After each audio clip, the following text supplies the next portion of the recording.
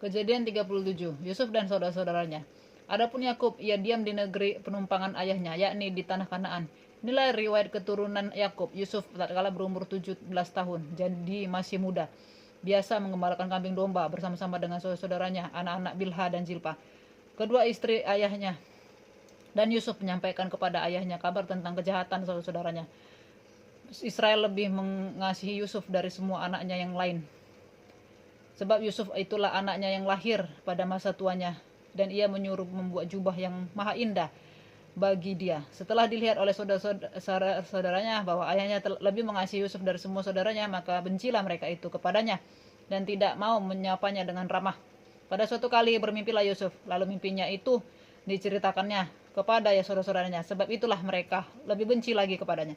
Karena katanya kepada mereka, coba dengarkan mimpi yang kuimimpikan ini. Tampak kita sedang di ladang mengikat berkas-berkas gandum. Lalu bangkitlah berkasku dan tegak berdiri. Kemudian datanglah berkas-berkas kamu sekalian mengelilingi dan sujud menyembah kepada berkasku itu. Lalu saudara-saudaranya berkata kepadanya, apakah engkau ingin menjadi raja atas kami? Apakah engkau ingin berkuasa atas kami? Jadi makin bencilah mereka kepadanya karena mimpinya dan karena perkataannya itu. Lalu ia memimpikan pula mimpi yang lain yang diceritakannya kepada saudara-saudaranya. Katanya, aku bermimpi pula, tampak matahari, bulan, dan 11 bintang sujud menyembah kepadaku. Setelah hal ini diceritakannya kepada ayah dan saudara-saudaranya, maka ia ditegur oleh ayahnya. Mimpi apa mimpimu itu? Masakan aku dan ibumu serta saudara-saudaramu sujud menyembah kepadamu sampai ke tanah? Maka iri hatilah saudara-saudaranya kepadanya, tetapi ayahnya menyimpan hal itu dalam hatinya. Yusuf dijual ke tanah Mesir. Pada suatu kali pergilah saudara-saudaranya menggembalakan kambing domba ayahnya dekat Sikem. Lalu Israel berkata kepada Yusuf, bukankah saudara-saudaramu menggembalakan kambing domba dekat Sikem? Marilah engkau kusuruh kepada mereka. Sahut Yusuf, ya Bapa. Kata Israel kepadanya, pergilah engkau melihat apakah baik keadaan saudaramu dan keadaan kambing domba, dan bawalah kabar tentang itu kepadaku. Lalu Yakub menyuruh dia dari lembah Hebron, dan Yusuf pun sampailah ke Sikem. Ketika Yusuf berjalan ke sana kemari di padang, bertemulah ia dengan seorang laki-laki yang bertanya kepadanya, apakah yang kau cari? Sahutnya, aku mencari saudaraku, tolonglah katakan kepadaku, di mana mereka menggembalakan kambing domba? Lalu kata orang itu, mereka telah berangkat dari sini, sebab telah kudengar mereka berkata, marilah kita pergi ke Dotan. Maka Yusuf menyusul saudara-saudaranya itu, dan didapatinya lah mereka di Dotan.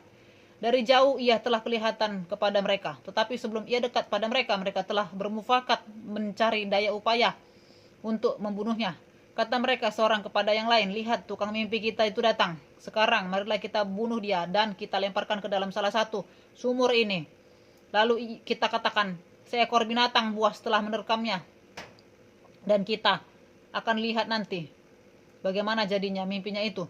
Ketika Ruben mendengar hal ini, ia ingin melepaskan Yusuf dari tangan mereka. Sebab itu katanya, janganlah kita bunuh dia. Lagi kata Ruben kepada mereka, janganlah tumpahkan darah, lemparkanlah dia ke dalam sumur yang ada di padang gurun ini. Tetapi janganlah apa-apakan dia. Maksudnya hendak melepaskan Yusuf dari tangan mereka dan membawanya kembali kepada ayahnya. Baru saja Yusuf sampai kepada saudara-saudaranya, mereka pun menanggalkan jubah Yusuf, jubah maha indah yang dipakainya itu. Dan mereka membawa dia dan melemparkan dia ke dalam sumur. Sumur itu kosong, tidak berair. Kemudian duduklah mereka untuk makan. Ketika mereka mengangkat muka, kelihatanlah kepada mereka suatu kafilah orang Ismail datang dari Gilead dengan untanya yang membawa damar, balsam, dan damar ladan. Dalam perjalanannya mengangkut barang-barang itu ke Mesir. Lalu kata Yehuda kepada saudara-saudaranya itu, apakah untungnya kalau kita membunuh adik kita itu dan menyembunyikan darahnya? Marilah kita jual dia kepada orang Ismail ini. Tetapi janganlah kita apa-apakan dia, karena ia saudara kita, darah daging kita. Dan saudara-saudaranya mendengarkan perkataannya itu. Ketika ada saudagar-saudagar Midian lewat, Yusuf diangkat ke atas dari dalam sumur itu. Kemudian dijual kepada orang Ismail itu. Dan dengan harga 20 sikal perak. Lalu Yusuf dibawa mereka ke Mesir. Ketika Ruben kembali ke sumur itu, ternyata Yusuf tidak ada lagi di dalamnya. Lalu dikoyakkannya lah jubahnya, dan kembalilah ia kepada saudara-saudaranya. Katanya, anak itu tidak ada lagi, kemanakah aku ini? Kemudian mereka mengambil jubah Yusuf dan menyembelih seekor kambing, lalu mencelupkan jubah itu ke dalam darahnya. Jubah maha indah itu Mereka suruh antarkan kepada ayah mereka dengan pesan, ini kami dapati. Silakanlah Bapak periksa apakah jubah ini milik anak Bapak atau tidak. Ketika Yakub memeriksa jubah itu, ia berkata, ini jubah anakku, binatang buas telah memakannya, tentulah Yusuf telah diterkam. Dan Yakub mengoyakkan jubahnya, lalu mengenakan kain kabung pada pinggangnya, dan berkabunglah ia berhari-hari lamanya karena anaknya itu. Sekalian anaknya laki-laki dan perempuan berusaha menghiburkan dia. Tetapi ia menolak dihiburkan, serta katanya, tidak, aku akan berkabung sampai aku turun mendapatkan anakku ke dalam dunia orang mati. Demikianlah Yusuf ditangisi oleh ayahnya. Adapun Yusuf, ia dijual oleh orang Midian itu ke Mesir, kepada Potifar, seorang pegawai istana Firaun, kepala pengawal raja.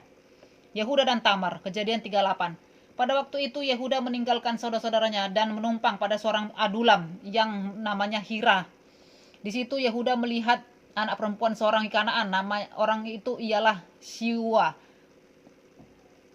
Lalu Yehuda kawin dengan perempuan itu dan menghampirinya. Perempuan itu mengandung lalu melahirkan seorang anak laki-laki dan menamai anak itu Er.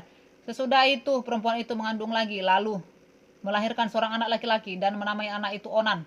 Kemudian perempuan itu melahirkan seorang anak laki-laki sekali lagi dan menamai anak itu Shelah. Yehuda sedang berada di Kezib ketika anak itu dilahirkan.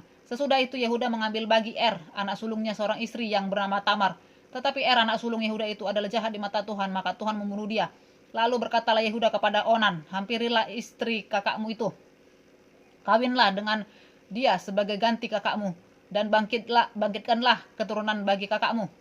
Tetapi Onan itu tahu bahwa bukan ia yang mempunyai keturunannya nanti. Sebab itu, setiap kali ia menghampiri istri kakaknya itu, ia membiarkan maninya terbuang, supaya ia jangan memberi keturunan kepada kakaknya. Tetapi yang dilakukannya itu adalah jahat di mata Tuhan. Maka Tuhan membunuh dia juga. Lalu berkatalah Yehuda kepada Tamar, menantunya itu, tinggallah sebagai janda di rumah ayahmu, sampai anakku Shelah itu besar. Sebab pikirnya, jangan ia mati seperti kedua kakaknya itu.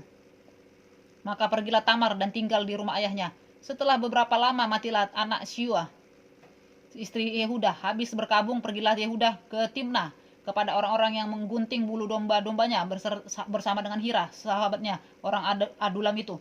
Ketika dikabarkan kepada Tamar, bapak mertuamu sedang di jalan ke Timna untuk menggunting bulu domba-dombanya, maka ditanggalkannya lah pakaian kejandaannya.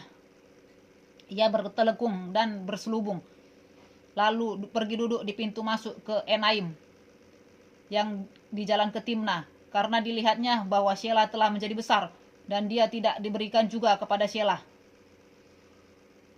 itu untuk menjadi istrinya. Ketika Yehuda melihat dia, disangkanya lah dia seorang perempuan cundal, karena ia menutupi mukanya. Lalu berpalinglah Yehuda mendapatkan perempuan yang di pinggir jalan itu, serta berkata, marilah aku mau menghampiri engkau, sebab ia tidak tahu bahwa perempuan itu menantunya. Tanya perempuan itu, apakah yang akan kuberikan kepadamu? Apakah yang akan kau berikan kepadaku jika engkau menghampiri aku? Jawabnya, aku akan mengirimkan kepadamu seekor anak kambing dari kambing dombaku, kata perempuan itu, asal engkau memberikan tanggungannya sampai engkau mengirimkannya kepadaku. Tanyanya, apakah tanggungan yang harus kuberikan kepadamu? Jawab perempuan itu, cap meteraimu serta kalungmu dan tongkat yang ada di tanganmu itu. Lalu diberikannya lah semuanya itu kepadanya. Maka ia menghampirinya. Perempuan itu mengandung daripadanya. Bangunlah perempuan itu, lalu pergi, ditanggalkannya telekungnya dan dikenakannya pula pakaian kejandaannya.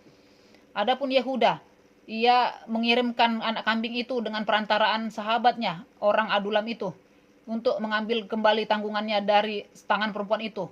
Tetapi perempuan itu tidak dijumpainya lagi. Ia bertanya di tempat tinggal perempuan itu, di manakah perempuan jalang yang duduk tadinya di pinggir jalan di Enaim itu? Jawab mereka, tidak ada di sini perempuan jalang.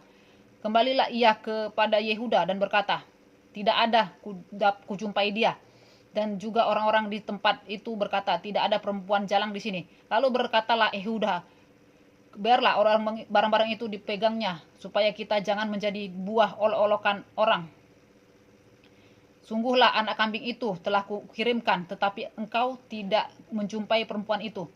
Sesudah kira-kira 3 bulan dikabarkanlah kepada Yehuda, Tamar menantumu bersundal, bahkan telah mengandung dari persundalannya itu.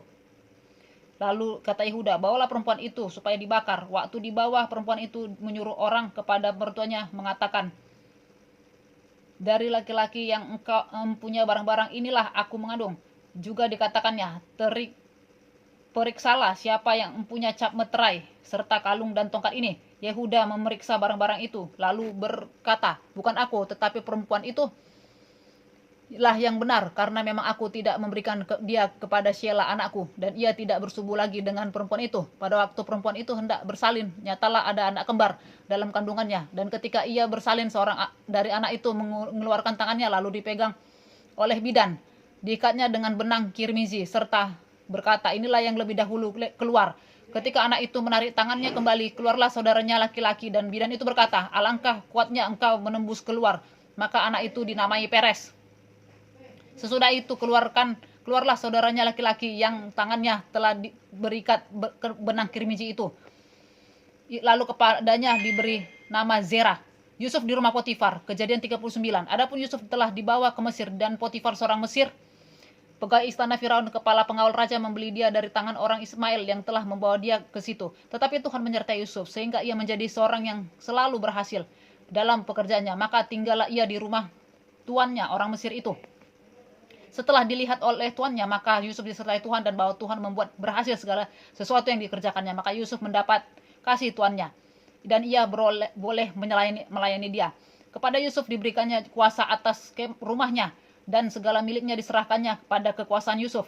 Sejak ia memberikan kuasa dalam rumahnya dan atas segala miliknya kepada Yusuf, Tuhan memberkati rumah orang Mesir itu karena Yusuf, sehingga berkat Tuhan ada atas segala miliknya, baik yang di rumah maupun yang di ladang. Segala miliknya diserahkannya pada kekuasaan Yusuf, dan dengan bantuan Yusuf, ia tidak usah lagi mengatur apapun selain dari makanannya sendiri.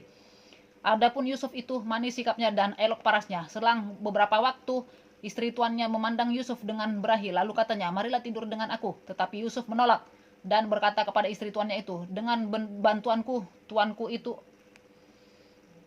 tidak lagi mengatur apa yang ada di rumah ini, dan ia telah menyerahkan segala miliknya pada kekuasaanku. Bahkan di rumah ini ia tidak lebih besar kuasanya daripadaku, dan tiada yang tidak diserahkannya kepadaku selain daripada engkau, sebab engkau istrinya. Bagaimanakah mungkin aku melakukan kejahatan yang besar ini dan berbuat dosa terhadap Allah? Walaupun dari hari ke hari perempuan itu membujuk Yusuf, Yusuf tidak mendengarkan bujukannya itu untuk tidur di sisinya dan bersubuh dengan dia. Pada suatu hari, masuklah Yusuf ke dalam rumah untuk melakukan pekerjaannya. Sedang dari sisi rumah itu, seorang pun tidak ada di rumah. Lalu perempuan itu memegang baju Yusuf sambil berkata, marilah tidur dengan aku. Tetapi Yusuf meninggalkan bajunya di tangan perempuan itu dan lari keluar. Ketika dilihat perempuan itu bahwa Yusuf meninggalkan bajunya dalam tangannya dan telah lari keluar, dipanggilnya lah seisi rumah itu. Lalu katanya kepada mereka, lihat, dibawanya kemari seorang Ibrani, supaya orang ini dapat mempermainkan kita. Orang ini mendekati aku untuk tidur dengan aku. Tetapi aku berteriak-teriak dengan suara keras, dan ketika didengarnya bahwa aku berteriak sekeras-kerasnya, ditinggalkannya lah bajunya kepadaku. Lalu ia lari keluar.